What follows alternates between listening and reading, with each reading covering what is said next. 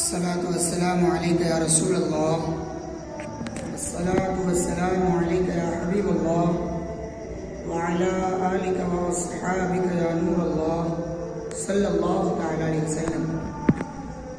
نماز کی شرطوں کا بیان چل رہا ہے۔ نماز کی کل کتنی شرطیں ہیں؟ 6۔ طہارت، ستر عورت، استقبال قبلہ، وقت، نیت اور تکبیر تحریمہ۔ اس میں طہارت اور ستر عورت کی تفصیل ہو چکی ہے۔ آج استقبال قبلہ کے بارے میں سماعت کرنا ہے۔ استقبال قبلہ یعنی نماز میں خانہ کعبہ کی طرف منہ کرنا۔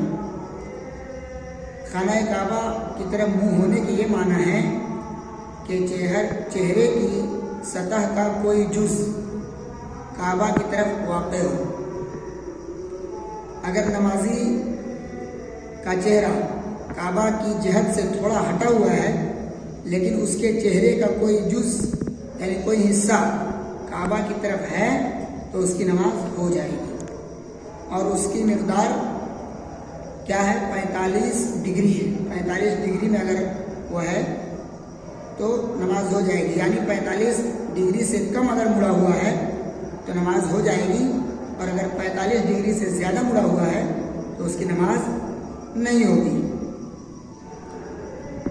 اور ہمارا قبلہ خانہ کعبہ ہے۔ خانہ کعبہ کے قبلہ ہونے سے مراد صرف بنائے کعبہ یعنی کعبہ کی جو عمارت ہے وہ نہیں ہے،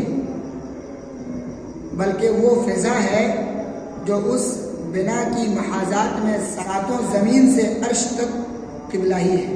یعنی وہ جو عمارت ہے تو اس کے سیدھا میں اوپر بھی عرش تک اور اس کے سیدھا میں نیچے ساتوں زمین تک جو وہ قبلہ ہی کہلائے گا۔ اگر کسی نے بلند پہاڑ پر یا گہرے کنویں میں نماز پڑھی اور کعبہ کی جہت میں منہ کیا تو اس کی نماز ہو جائے گی، حالانکہ کعبہ کی عمارت کی طرف توجہ نہ ہوئی لیکن فضا کی طرف پائی گئی۔ یعنی اگر کوئی آسمان مطلب کہ بہت اونچے پہاڑ پر ہے اور وہ نماز وہاں پہ پڑھ رہا ہے لیکن قبلہ کی طرف اس کا چہرہ ہے تو نماز ہو جائے گی، اس لیے کہ جہت معنی رکھتا ہے نہ کہ وہ عمارت۔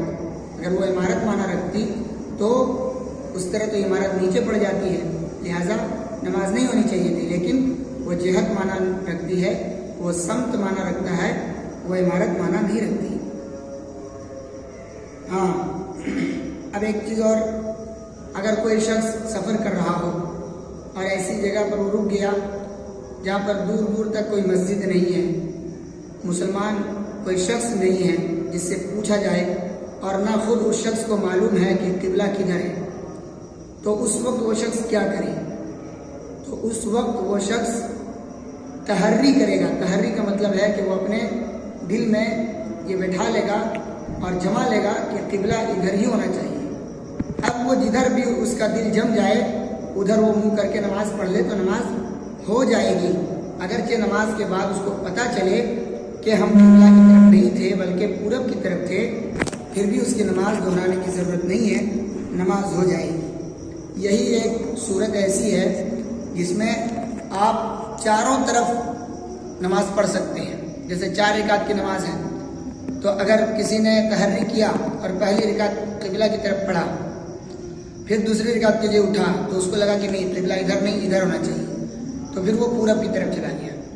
پھر تیسری رکعت میں اٹھا، اس کو لگا کہ نہیں قبلہ ادھر نہیں ادھر ہونا چاہیے، اس کا دل ادھر نہیں جم رہا تھا ادھر جمنے لگا تو وہ ادھر چلا گیا، پورب ہو گیا، اتر کی طرف چلا گیا۔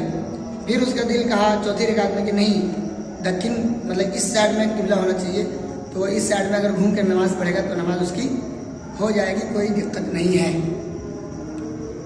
اور اگر وہاں کوئی قبلہ کی جہت جاننے والا تھا، یعنی جہاں پر وہ انسان تھا وہاں کوئی اگر قبلہ کی جہت جاننے والا تھا لیکن اس سے پوچھا نہیں اور خود سے غور کر کے کسی طرف منہ کر کے پڑھ لی نماز، تو اگر قبلہ کی طرف منہ اس کا تھا تب اس کی نماز ہو جائے گی، لیکن اگر قبلہ کی طرف نہیں تھا تو اس کی نماز نہیں ہوگی، اس لیے کہ وہاں پر جو انسان موجود تھا اس سے پوچھنا چاہیے تھا، اس نے اس سے پوچھا نہیں۔ اگر نمازی نے قبلہ سے بلا عذر قصدن سینہ پھیر دیا اگرچہ فوراً ہی قبلہ کی طرف ہو گیا اس کی نماز فاسد ہو گئی، اور اگر بلا قصد گر گیا اور بقدر 3 تسبیح پڑھنے کی وقت کی مقدار اس کا سینہ قبلہ سے پھرا ہوا رہا تو بھی اس کی نماز فاسد ہو گئی۔ یعنی 3 تسبیح کی مقدار اگر وہ اچانک سے بلا کسی عذر کے بلا قصد یعنی جان بوجھ کر کے نہیں، بغیر جانے بوجھے میں انجانے میں اگر وہ شخص گر گیا قبلہ سے اور 3 تسبیح کی مقدار تک وہ رکا رہا دوسری سمت پر، اس کے بعد لوٹا تو اس کی نماز نہیں ہوگی۔ ایک اور مسئلہ سماعت کر لیجئے، اگر نمازی نے قبلہ سے سینہ نہیں بلکہ صرف چہرہ پھیر دیا تو اس پر واجب ہے کہ اپنا چہرہ فوراً قبلہ کی طرف کر لے۔ اس صورت میں اس کی نماز فاسد تو نہیں ہوگی، لیکن ہو جائے گی، نماز مکمل ہو جائے گی، لیکن بلا عذر ایسا کرنا مکروہ ہے۔ صلو علی الحبیب صلی اللہ علیہ وسلم۔